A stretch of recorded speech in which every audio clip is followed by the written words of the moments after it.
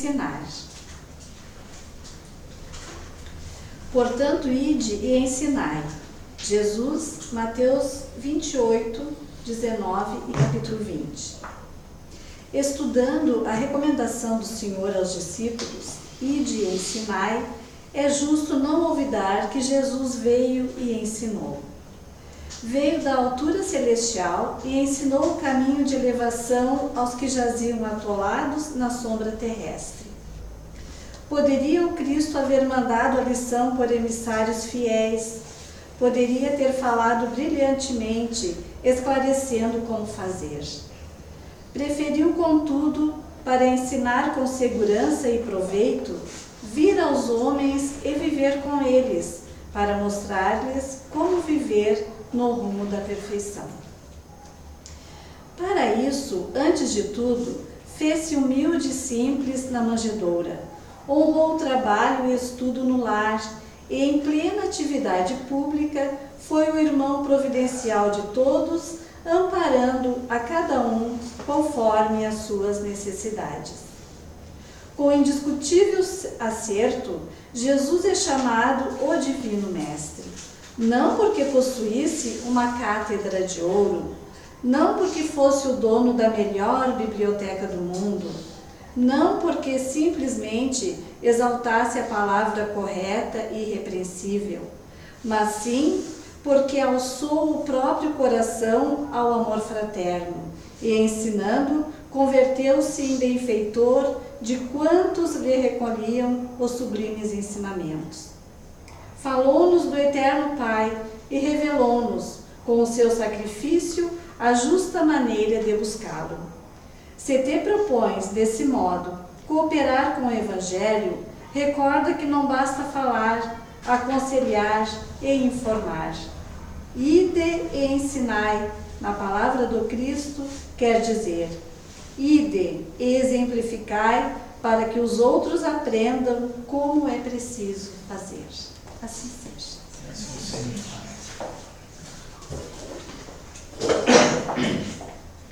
Depois desta leitura, que nos leva a refletir a respeito da vida de Jesus ao planeta, ele veio quando nós estávamos sendo promovidos de mundo primitivo para mundo de expiação e provas, para dar prosseguimento na lei, ou seja, alterar a lei do olho por olho, dente por dente, para a lei de amor, para que nós pudéssemos evoluir, e hoje nós estamos chegando num outro patamar, já estamos compreendendo melhor a lei de amor, por isso nós estamos para ser promovidos de mundo de expiação e prova para o mundo de regeneração, onde realmente vai imperar a lei do amor. E por isso nós devemos ser gratos a Jesus por ter vindo ao planeta, nos trazer a lei de amor. E agora, nos dias de hoje, nós temos o Espiritismo, ou seja, o Consolador Prometido, que vem dar prosseguimento à nossa evolução. Então vamos agora agradecer a Deus, que é a inteligência suprema, a causa primária, a Jesus, o Divino Mestre, a espiritualidade amiga, pela oportunidade de estarmos aqui reunidos para procurar compreender um pouco mais aquilo que o nosso companheiro vai explanar, para quando sairmos pela porta, colocarmos em prática na nossa vida, nos transformando em pessoas melhores. Então, vamos pedir que venha até nós a calma, a tranquilidade, para que possamos compreender melhor essas lições. E assim nós dizemos: Pai nosso, que está no céu, santificado seja teu nome, venha a nós o teu reino, seja feita a tua vontade, assim na terra como no céu. O pão nosso de cada dia nos dá hoje, pão do corpo, mas principalmente o pão do Espírito. Perdoa as nossas dívidas, à medida que perdoamos aqueles que nos devem, e não nos deixa cair na tentação, mas livra-nos do mal, que assim seja. A explanação doutrinária desta noite está a cargo do nosso companheiro Vinícius Reck, que é do Centro Espírita Allan Kardec, mas lá da Próspera, em Criciúma, e ele faz parte dos expositores da URI, que normalmente a cada 2 meses fazem um rodízio na casa espírita, levando as palavras do Consolador Prometido. E nessa noite ele vai nos falar a respeito da reforma íntima, que é o que nós precisamos fazer para nos chegarmos mais perto da tão sonhada felicidade. Seja bem-vindo, Vinícius, vai contigo. Boa noite a todos. Eu peço desculpas pelo horário, mas para mim, eu tinha entendido que a palestra começava às 19h30. Então, no meu ponto de vista, eu estava chegando adiantado, mas tudo bem. Faz parte. Na verdade, eu comecei o dia muito cedo hoje. Eu saí de Criciúma às 7 horas da manhã, eu estive em Porto Alegre visitando a minha mãe que está hospitalizada, eu estou voltando e passei aqui. Foi por pouco que eu não ligo para o e disse, ó, não posso ir porque eu tenho esse compromisso lá, a mãe em primeiro lugar e tal, mas não. Consegui administrar e deu certo. Por isso que eu trouxe um motorista particular aí, que está dirigindo para mim, que é meu irmão. Mas estou tentando trazer ele para a doutrina, mas está difícil.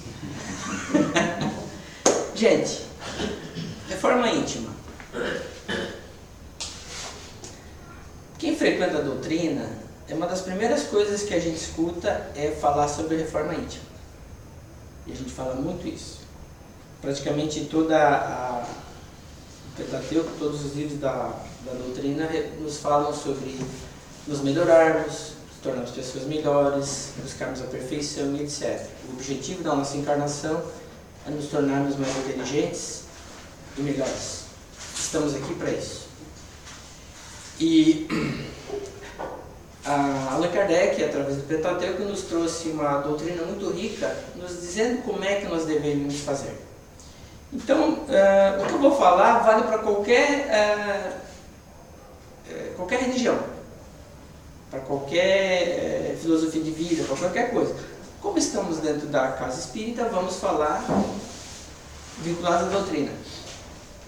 A doutrina espírita, então, nos diz que a gente começa a frequentar a doutrina, assistir palestra, grupo de estudo, começa a participar dos trabalhos, a gente começa a ouvir, não, o espírita precisa ser uma pessoa melhor, ponderada, caridosa, amorosa, tratar os outros com respeito, com amor, com carinho, etc.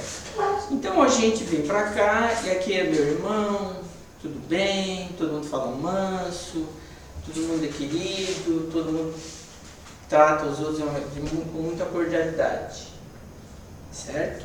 Ou aqui é diferente? Imagino que aqui é assim também, né? Pelo menos lá no meu centro é assim.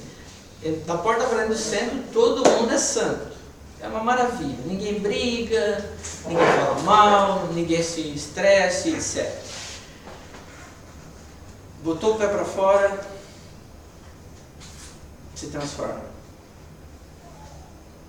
Não parece mais aquela pessoa querida, amorosa, que cumprimentava, que falava bem, etc. Por quê?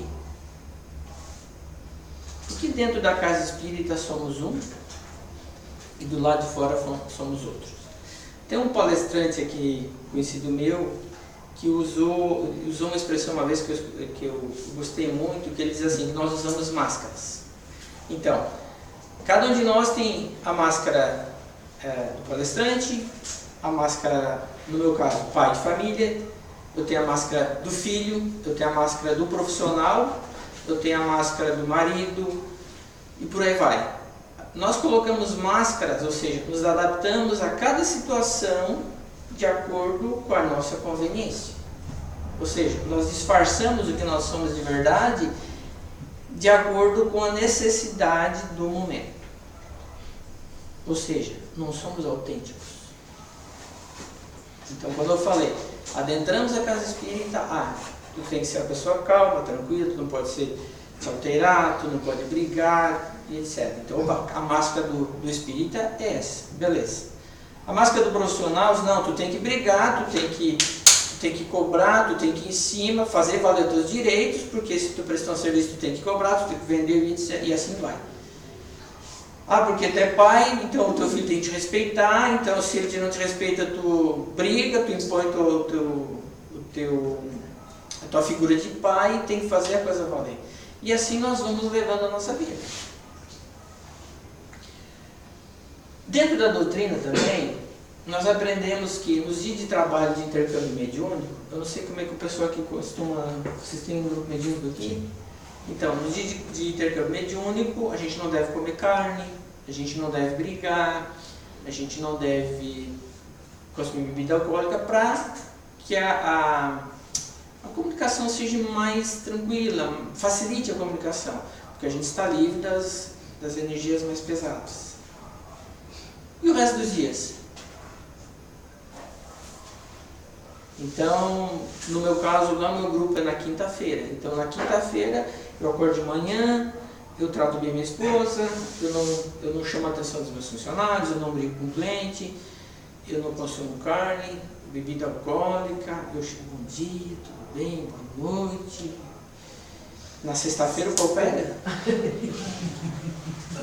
Mas não é o que a gente faz, gente.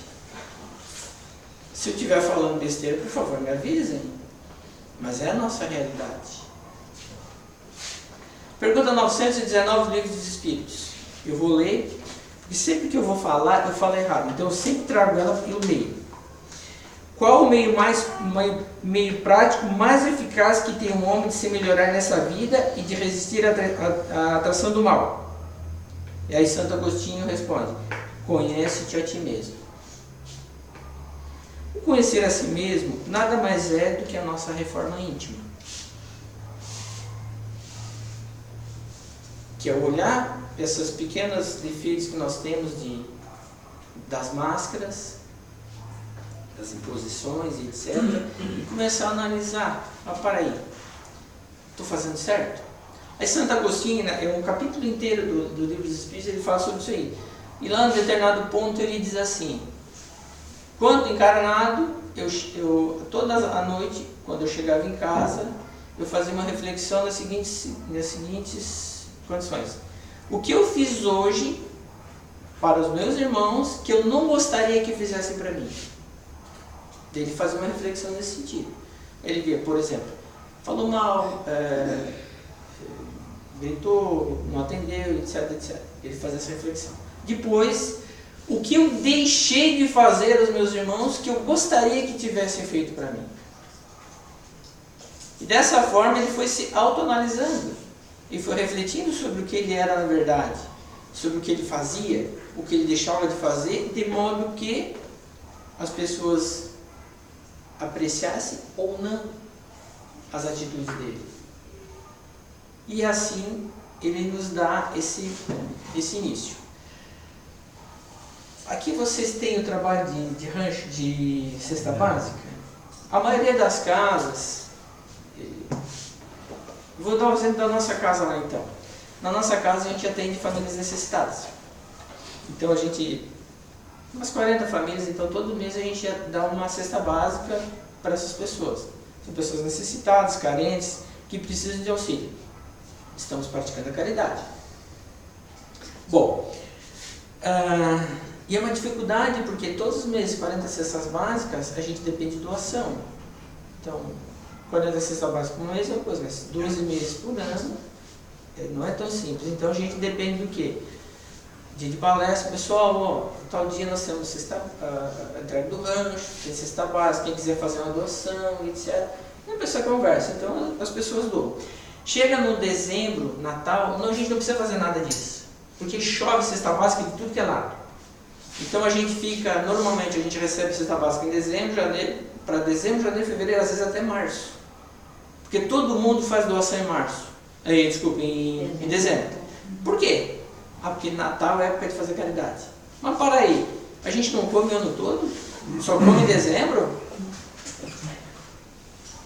E daí tem pessoas que criticam. Não, mas para aí, não vamos criticar. Por quê? Porque essa pessoa que doou em dezembro, ela começou a perceber a necessidade da caridade.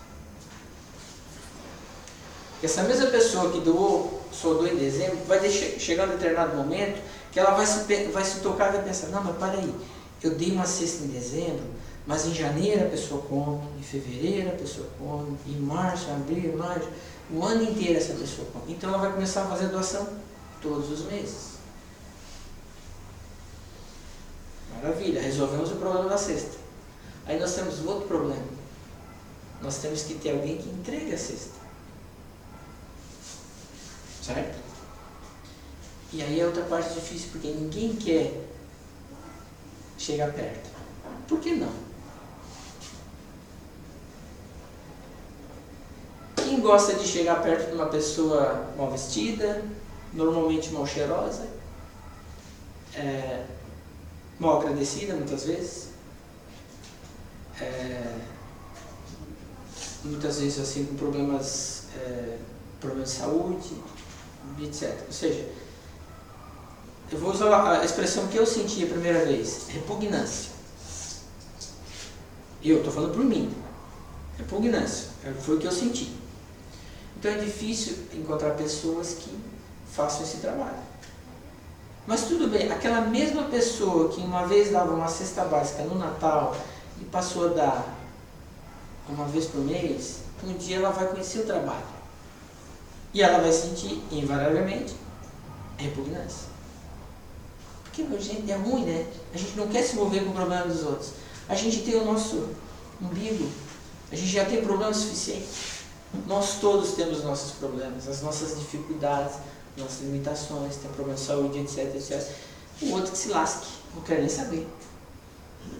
Mas enfim, a pessoa vai lá, conhece o trabalho, repugnância, mas tudo bem. Dali um tempo ele vai de novo e conhece o trabalho novamente. E ele vai de novo. Alguns nunca voltam, mas eu estou falando para aqueles que voltam. E chega em determinado momento a pessoa está lá, está trabalhando. E aí no trabalho a gente pensa assim, essas que a pessoa chega lá e entrega. Não, não é só isso. Porque as pessoas que estão lá, elas querem ser ouvidas. Elas querem um sorriso. Elas querem um mínimo de dignidade. Porque dar a cesta básica é uma esmola. Eles não querem a esmola. Eles querem uma palavra de conforto. Eles querem que alguém escute elas. Nem que seja assim, eu fui no postinho hoje, peguei uma ficha às 3 horas da manhã, o médico me atendeu às 7 horas da noite, me deu um comprimidinho, uma requisição para daqui a 6 meses para fazer o exame, não sei do que. Ou então, eu estou com 4 filhos, o meu marido me abandonou, eu não tenho onde morar, eu não tenho o que comer, etc. É o que a gente escuta. Certo? E para escutar isso é difícil. Nem todo mundo tem estômago para escutar isso. Mas aquela pessoa que começou a frequentar, ela começa a conviver no meio, vê os outros fazendo e começa a fazer também. E aí nós vamos para uma próxima etapa. Aí eu vou citar um exemplo de um caso que ocorreu também na nossa casa lá, que apareceu uma moça de 19 anos. E com todas as pessoas que chegam, a gente faz um cadastro. Começa a perguntar nome, endereço, filhos, 7 filhos. Muito bem. Todo mundo teve essa reação, espanto. 7 filhos, 19 anos. Aí chamaram de vagabunda, não falaram, pensaram, né? Os trabalhadores estão falando. Era vagabunda, prostituta, sem vergonha, não sei o quê. E ali foi. Então vamos para a entrevista. Aí esse caso sobrou para mim. Daí então, basicamente, conta a tua história, minha querida. Aos 14 anos de idade, o pai dela expulsou ela de casa. Porque ele disse assim, tu já tem idade suficiente para tomar conta de ti mesmo. Então te vira. 14 anos. O pai expulsou ela de casa. E o pai não era uma pessoa pobre. Tinha limitação, mas assim, o arroz e feijão sempre tinha. Era agricultor. Simplesmente disse, eu não te quero mais aqui porque eu não estou aí para criar marmanjo. E botou ela para fora de casa. Sem estudo, sem experiência de vida, sem nada. Com a roupa do corpo, basicamente. Pô, gente, pensem vocês, quem é pai, um filho de 14 anos, porta da rua, serventia da casa. E aí? Vocês têm coragem de fazer isso? O pai dela fez. Nessa época ela tinha um namoradinho, sem experiência de vida, sem ter pra onde ir. Fui morar com o namorado. Fazer o quê? Desse relacionamento, sem experiência, sem ensinamento, gravidez, 2 filhos. Então, aos 16 anos, ela já tinha 2 filhos. Aí Aí o namoradinho vazou fora. Nesse momento ela já estava morando em Criciúma, no bairro Renascer, que é um bairro meio barra pesada, de muito tráfico, muita violência, etc, etc. Ela se viu literalmente abandonada, na rua, porque a barraca que eles moravam, o dono pediu de volta, etc. E ela passou 2 semanas na rua, literalmente. Aí, passando por uma determinada parte do bairro lá, tinha um barraco abandonado. E quando eu falo barraco, é tábua e tábua. Só. Aí uma portinha na frente. É literalmente um barraco. Não tinha banheiro, não tinha janela, não tinha nada. Ela entrou. Porque ela não tinha onde ficar. Ou era dentro do barraco, tinha um teto, ou na rua. Ficou no barraco. E aí ela pediu esmola.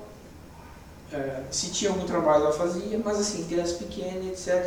E assim ela viveu alguns meses.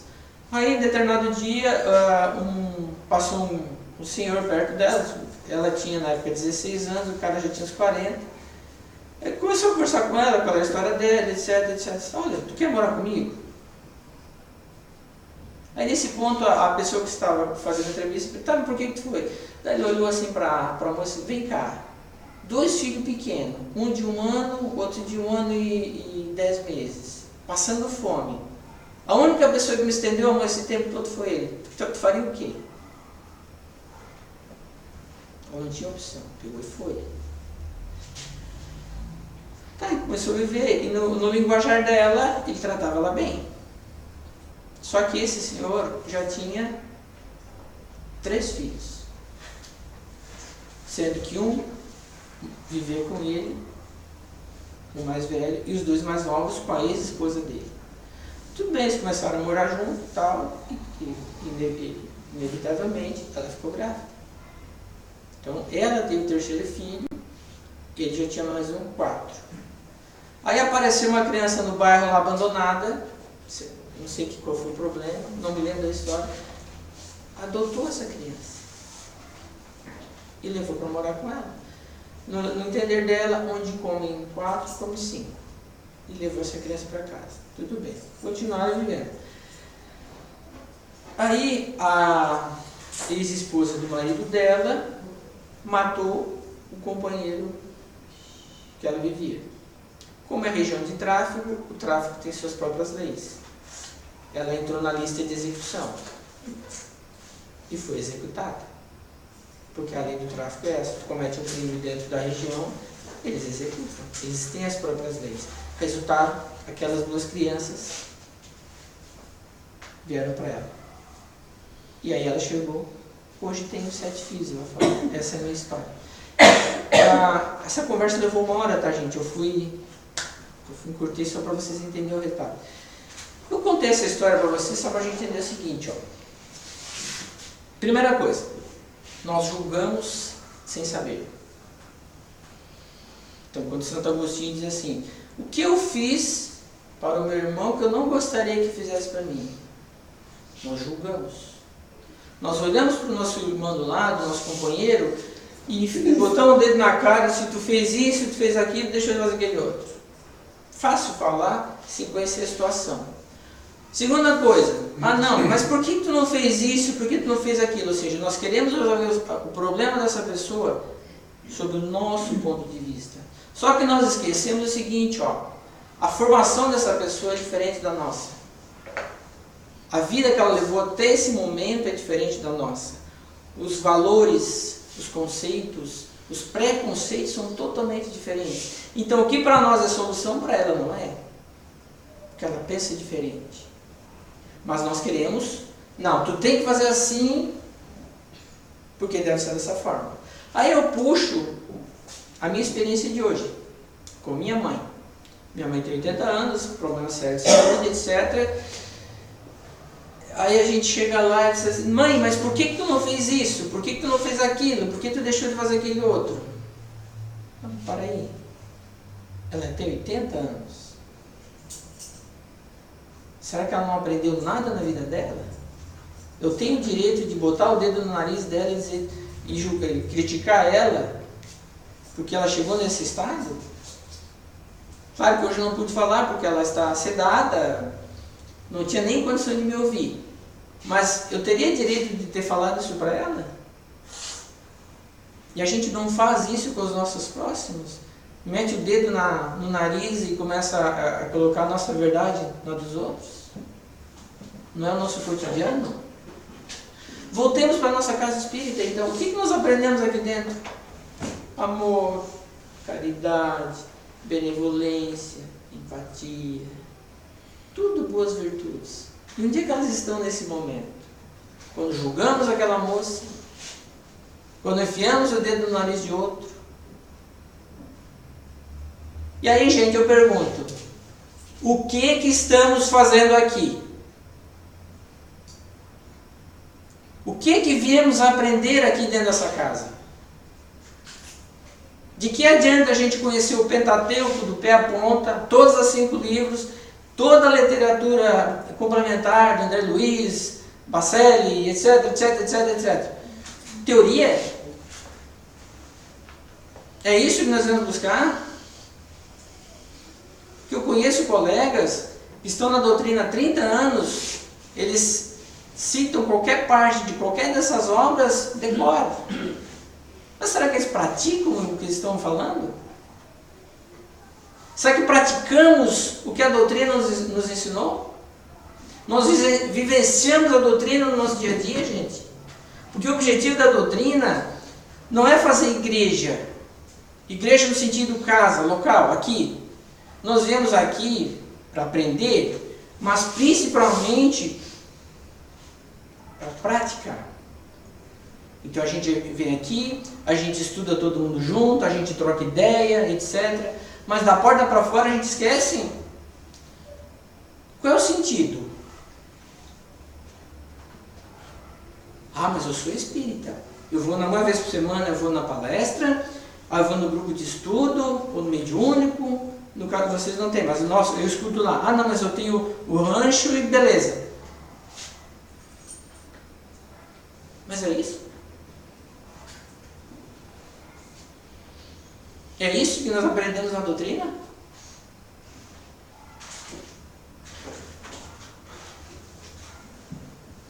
A gente aprende a teoria? Para aprender teoria não precisa vir aqui. As obras estão disponíveis em qualquer local. Não é uma doutrina secreta. Qualquer livraria, qualquer lugar, pela internet, etc., a gente recebe os livros. Então, pegar um livro desse, eu me 5 anos aqui, ó. Esqueci o nome. Evangelho. Então, isso aqui é o Evangelho, está à disposição de qualquer um. Cheio de palavra bonita, cheio de ensinamento. E se vocês, a quem leu e parar para analisar, vai ver que em todos os capítulos, sem exceção, ele fala sobre caridade. Porque a essência do ensinamento de Jesus, e veja bem, estou falando da doutrina espírita, mas qualquer religião vai falar a mesma coisa. A essência do ensinamento é a caridade, que envolve o quê? O desprendimento, o amor ao próximo. Isso é caridade. E que caridade nós estamos praticando? Tem um livro chamado Voltei, do irmão Jacó. Eu não lembro o nome dele. Acho que era Frederico Figueiredo. Foi uma pessoa que trabalhou muito pela doutrina espírita. Ele era da região norte e nordeste do país, então foi um cara que batalhou muito pela doutrina em nível nacional, assim, federação, organização da doutrina, abertura de casa. Ele trabalhava muito, mas ele se dedicou muito à doutrina espírita. Dedicou mesmo. Fez a coisa expandir, levou a centro espírita a diversos locais. E, como todos nós, um dia, partiu. E quando ele despertou, ele pensou assim, mas eu vou ser recebido pelo Bezerra de Menezes, por fulano, por Beltrano, etc, etc, etc. Ele chegou, despertou no umbral. O umbral é uma região menos boa, vamos chamar assim. E ele ficou revoltado, porque, poxa, mas eu que trabalhei tanto pela doutrina, que fiz isso, fiz aquilo, fiz aquele outro, etc, etc. Estou aqui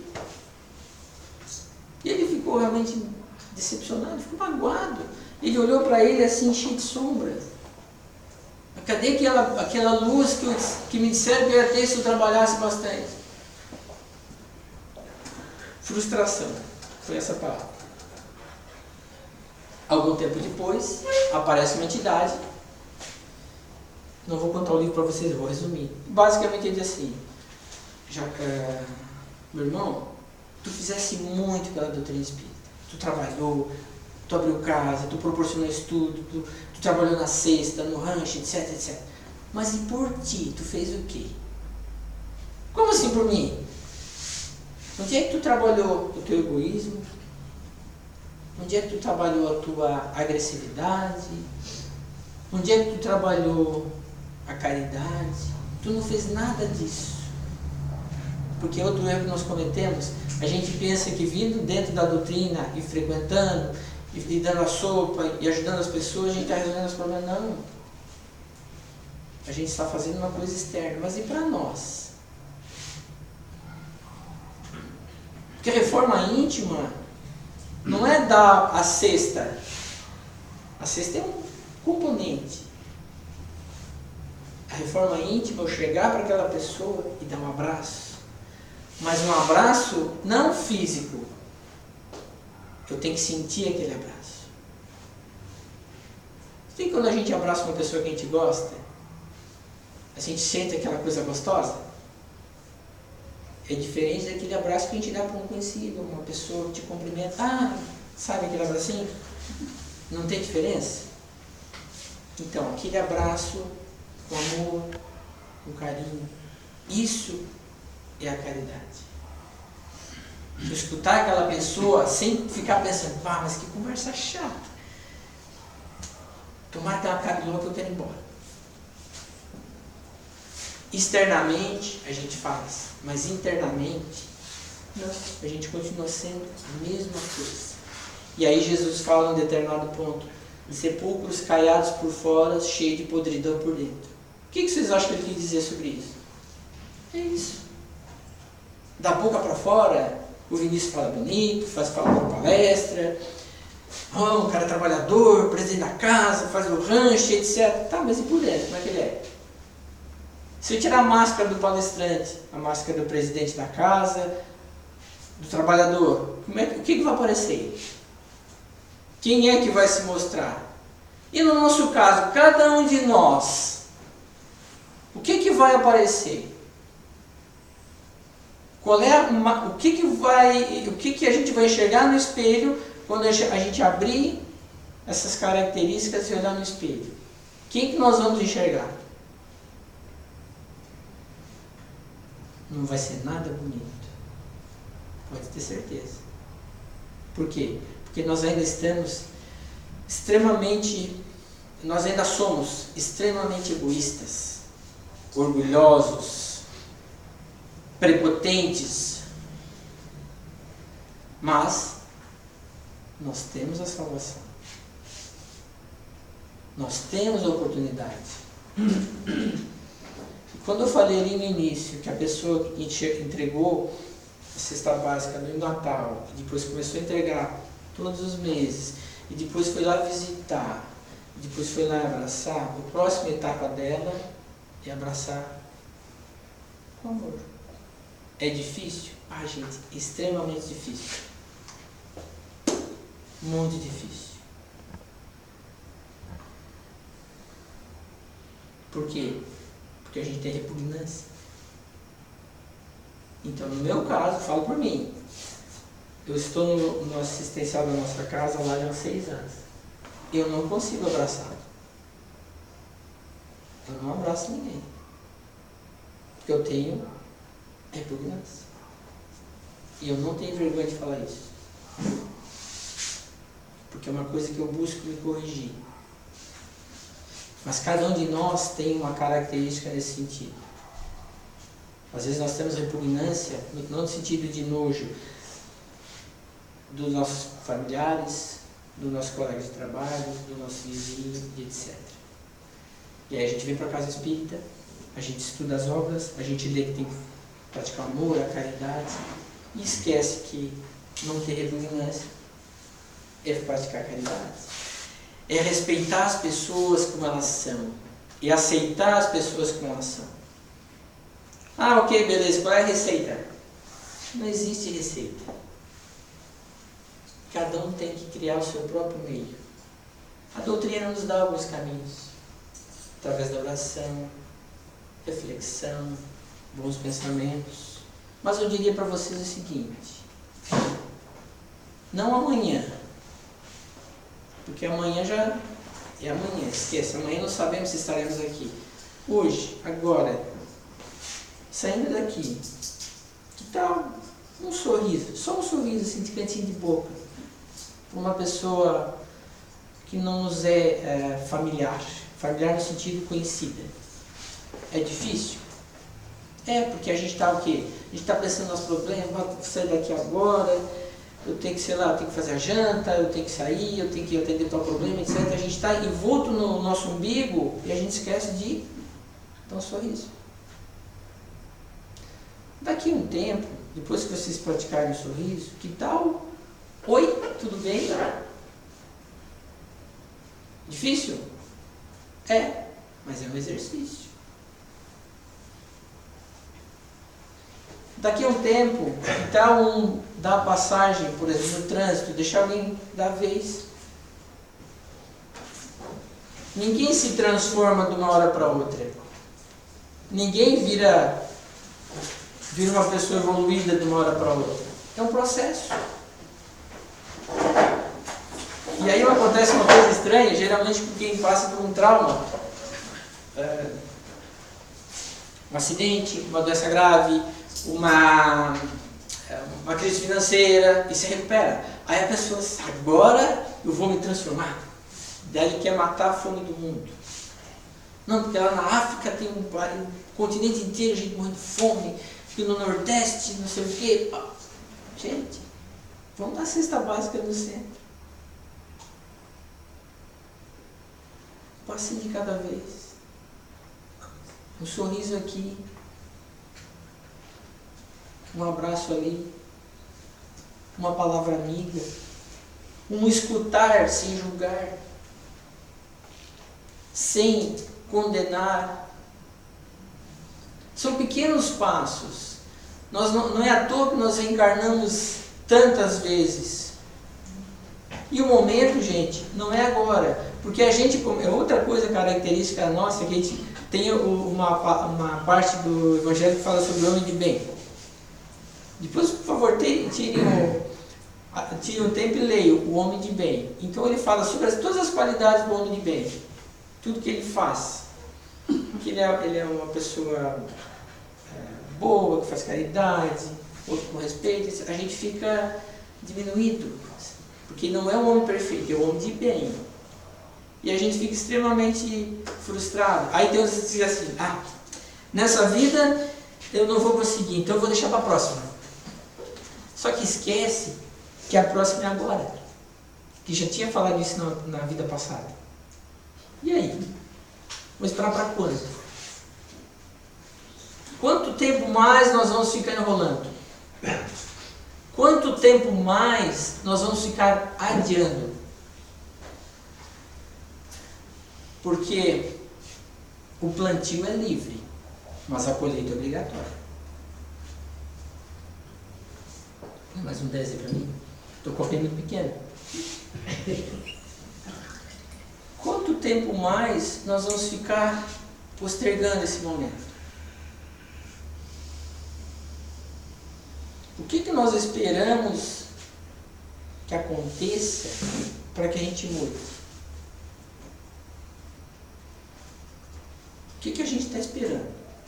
Que venha Jesus, se materializa aqui e chama a nossa atenção de novo? Puf, ele esteve aqui ontem, faz 2000 anos. O ensinamento dele está aqui. Nós temos exemplos no mundo afora de pessoas que praticam, que vivenciam o ensinamento dele. A gente está vendo. Então, para nós, dentro da doutrina, Chico Xavier é um exemplo para nós de total desprendimento, de dedicação ao próximo. Por que a gente não pode siga o exemplo dele. Por que a gente tem que esperar alguma coisa acontecer? Uma tragédia, uma doença, uma perda financeira e por aí vai. O que nós estamos esperando, gente? Até quando nós vamos ficar esperando? Vamos esperar para a próxima vida? Aí a gente desencarna e é chamado a prestação de conta, a gente quer estar tudo iluminado, e eu olho assim um carvãozinho, e aí? Vai reclamar para quem? Aí os nossos mentores vão chegar, mas meu irmão, tu te comprometeu a te mudar, tu não fez nada. Assim como tu foi, tu voltou. Tu não mudou nada. Está na hora da gente começar a vivenciar a doutrina. A vivenciar o ensinamento. Está na hora da gente viver o que a gente está estudando. Largar a teoria e ir para a prática. Vivenciar o ensinamento de Jesus. De nada adianta eu conhecer tudo, ser um espírita teórico, mas não ser prático. Adianta alguma coisa? Não, né?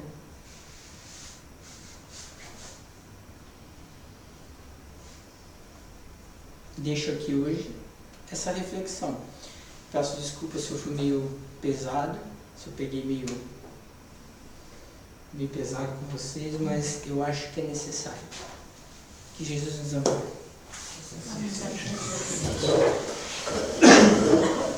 Nós agradecemos ao Vinícius pelas suas palavras. Quando ele falava ali do Evangelho do homem de bem, eu considero a parte mais difícil do Evangelho, porque nos mostra o quão longe ainda nós estamos. Mas é um processo. Tem que começar, né? Tem que começar. Com certeza, nesta encarnação, nós já estamos tentando consertar alguma coisa que nós não fizemos no passado.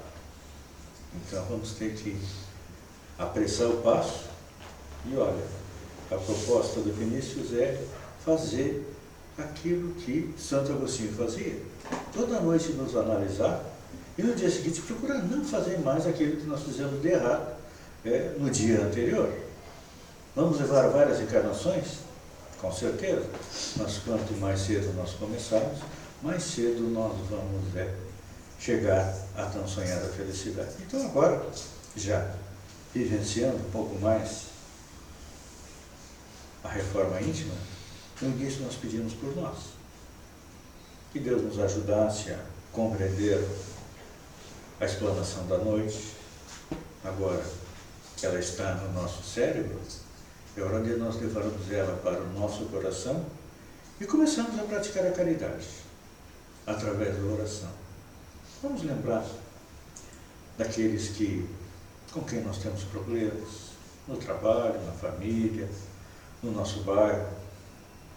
Emitir um pensamento de amor, de carinho para eles. Vamos lembrar também dos doentes, aqueles que passam necessidades, os que estão nos hospitais.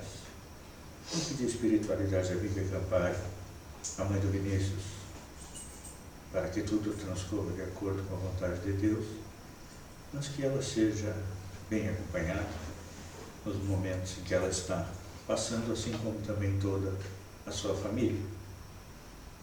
E nesse momento agora, vamos procurar nos sentar da maneira mais confortável possível, porque nós vamos para o nosso passo coletivo. O nosso passo coletivo tem uma finalidade.